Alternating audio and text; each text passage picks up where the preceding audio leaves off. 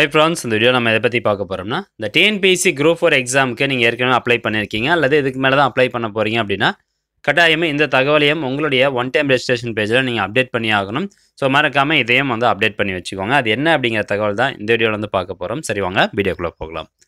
First உங்களுக்கான one time registration page வந்து open பண்ணணும். அதுக்கு இந்த டிஎன்பிஎஸ்சி வெப்சைட் ஓப்பன் பண்ணிவிட்டு கீழே ஸ்க்ரோல் டவுன் பண்ணி பார்த்தீங்கன்னா ரெஜிஸ்டர்ட் யூசர் அப்படின்ட்டு இருக்கும். ஜஸ்ட்டு அந்த ஆப்ஷனை வந்து கிளிக் பண்ணிக்கோங்க.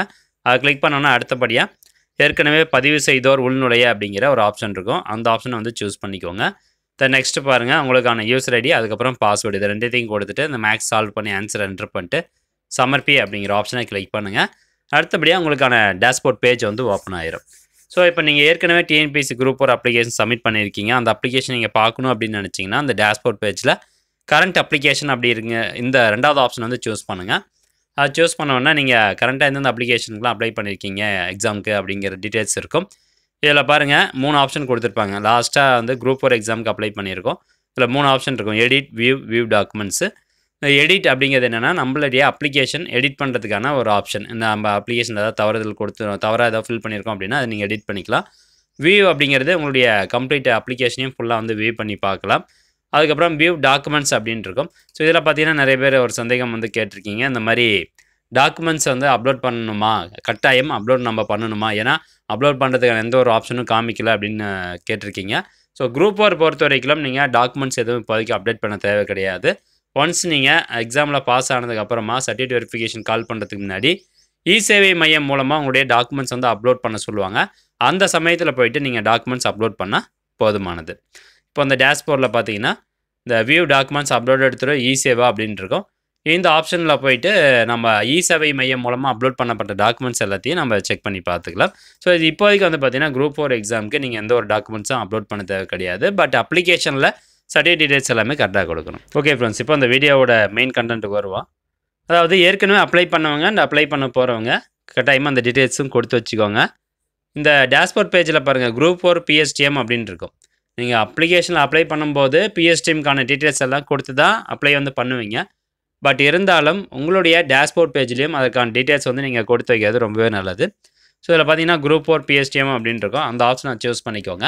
நெக்ஸ்ட்டு இந்த மாதிரி ஒரு பேஜ் ஓப்பன் ஆகும். இதில் உங்களுடைய PSTM சர்டிஃபிகேட்டுக்கான டீட்டெயில்ஸ் எல்லாத்தையும் நீங்கள் என்ட்ரு பண்ணணும். நீங்கள் 10th வரைக்கும் PSTM வச்சிருந்தாலும் 10th வரைக்கும் உங்களோட டீட்டெயில்ஸ் என்ட்ரு பண்ணணும். அதே +2 வரைக்கும் வச்சுருந்தீங்கன்னா +2, டிப்ளமோ வச்சுருந்தீங்கன்னா டிப்ளமோ, எல்லாத்துக்கான டீட்டெயில்ஸுமே இதில் நீங்கள் கொடுத்து வச்சுக்கிறது ரொம்பவே நல்லது. ஸோ இதில் ஏற்கனவே நீங்கள் அப்ளிகேஷன் அப்ளை பண்ணும்போது நான் கொடுத்துட்டேன், பட் இப்போ டேஷ்போர்ட் பேஜ்லேயும் இது கொடுக்கணுமா அப்படின்னு கேட்டிங்கன்னா கொடுத்து வச்சுக்கோங்க, அதான் பெஸ்ட்டு. ஏன்னா குரூப் 4 PSTMனு தனியாக ஒரு ஆப்ஷன் வச்சுருக்கிறதுனால நீங்கள் PSTM சர்டிஃபிகேட்கான டீட்டெயில்ஸை இதில் அப்லோட் பண்ணுறது ரொம்பவே சேஃப்.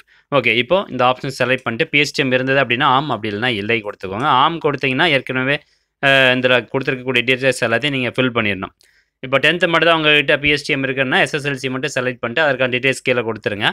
இப்போ இல்லை என்கிட்ட வந்து +2க்கும் இருக்குது அப்படின்னா HSC செலக்ட் பண்ணிவிட்டு ஃபில் சர்டிஃபிகேட் டீட்டெயில்ஸ் கொடுத்து அதை HSC டீட்டெயில்ஸும் இதில் நீங்கள் கீழே கொடுத்துருங்க. அந்த ஆட் மோர் டேட்டா அப்படின்ட்டு இருக்கும், அதை கிளிக் பண்ணி நீங்கள் கொடுத்துக்கலாம்.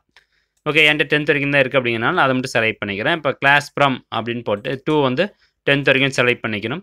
மோட் வந்து ரெகுலராக ப்ரைவேட்டாக அப்படின்னு கேட்டிருப்பாங்க. ஸோ நான் வந்து ரெகுலர் தான், அதனால் ரெகுலர் செலக்ட் பண்ணிக்கிறேன். அடுத்ததாக இயர் ஆஃப் ஸ்டடி, எந்த வருஷத்துலேருந்து எந்த வருஷம் வரைக்கும் படிச்சிங்க அந்த டீட்டெயில்ஸ் கொடுத்துருங்க. மீடியம் ஆஃப் இன்ஸ்ட்ரக்ஷன் தமிழ் தாங்க இருக்கும்.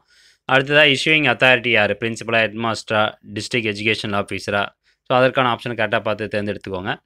தென் நெக்ஸ்ட்டு PSTM சர்டிஃபிகேட் இஷ்யூ பண்ண டேட்டு, எந்த டேட்டில் உங்களுக்கு இஷ்யூ பண்ணாங்களோ அந்த டேட் இதில் செலக்ட் பண்ணிக்கணும். எந்த ஸ்கூல் நேம் வந்து என்ட்ரு பண்ணிக்கோங்க. தென் நெக்ஸ்ட்டு டிஸ்ட்ரிக்ட்டு, எந்த மாவட்டம், ஸ்கூல் எந்த மாவட்டத்தில் இருக்கோ அந்த மாவட்டம், உங்களுடைய மாவட்டம் கிடையாது, ஸ்கூல் எந்த மாவட்டத்தில் இருக்கோ அந்த மாவட்டம் தான் கொடுக்கணும். தென் நெக்ஸ்ட்டு பின்கோடு, தென் அதுக்கப்புறம் கவர்மெண்ட்டாக ப்ரைவேட்டடாக எய்டடா அப்படின்னு கேட்டிருப்பாங்க. ஸோ நீங்கள் கவர்மெண்ட் ஸ்கூலில் படிச்சிருந்தீங்க அப்படின்னா கவர்மெண்ட் ஸ்கூல், ப்ரைவேட்னா ப்ரைவேட்டு, அதே கவர்மெண்ட் எய்டட் ஸ்கூல்னா எய்டட் அப்படிங்கிற ஆப்ஷனை செலக்ட் பண்ணிக்கணும். அவ்வளோதான். ஸோ இதுக்கப்புறமா நீங்கள் எந்த டீட்டெயில்ஸுமே கொடுக்க தேவை கிடையாது. கீழே வந்து டிக் மார்க் கொடுத்துக்கோங்க. இதில் டிக்ளரேஷன் செலக்ட் பண்ணி விட்டுட்டு சேவ் அண்ட் ப்ரொசீட் கொடுத்தீங்கன்னா உங்களுடைய PSTMக்கான டீட்டெயில்ஸ் வந்து உங்களுக்கான ஒன் டைம் ரெஜிஸ்ட்ரேஷன் அந்த போர்ட்டல்லையும் சேவ் ஆயிரும். ஸோ டேஷ்போர்ட்லேயும் சேவ் ஆயிரும். ஸோ இந்த மாதிரி ஒரு சில இன்ஃபர்மேஷன் வந்து நம்ம கொடுத்து வைக்கிறது நல்லது. அப்ளிகேஷனில் கொடுத்துட்டோம் அப்படிங்கிறத தாண்டி நம்மளுடைய ஒன் டைம் ரெஜிஸ்ட்ரேஷனில் நம்மளுக்கான ப்ரொஃபைல் டீட்டெயில்ஸ் முதற்கொண்டு குரூப் 4 PSTM முதற்கொண்டு எல்லாத்தையும் நீங்கள் ஒரு தடவை கிராஸ் செக் பண்ணி அதெல்லாம் தப்பு இருந்தது அப்படின்னா அதெல்லாம் அப்டேட் பண்ணி வச்சுக்கிறது ரொம்பவே நல்லது. ஸோ ஃப்ரெண்ட்ஸ், இந்த தகவல் முடிஞ்சவங்க நிறைய பேர் ஷேர் பண்ணுங்கள். மீண்டும் அடுத்த ஒரு நல்ல பதிவில் சந்திக்கலாம். நன்றி, வணக்கம்.